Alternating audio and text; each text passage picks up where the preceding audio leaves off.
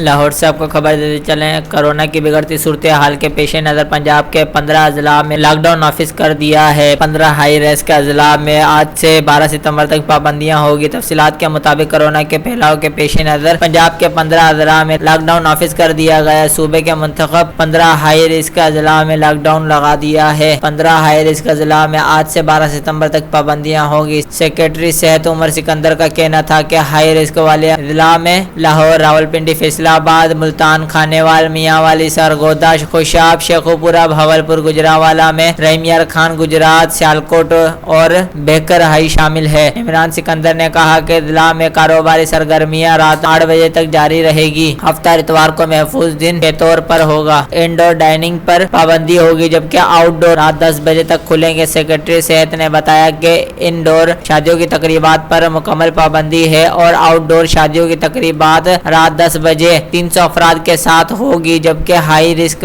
اضلاع میں سینما، تمام جمز اور تمام مزارات مکمل طور پر بند رہیں گے۔ مزید خبروں اور تفصیلات کے لیے وزٹ کریں ہماری ویب سائٹ www.awami newshd.com۔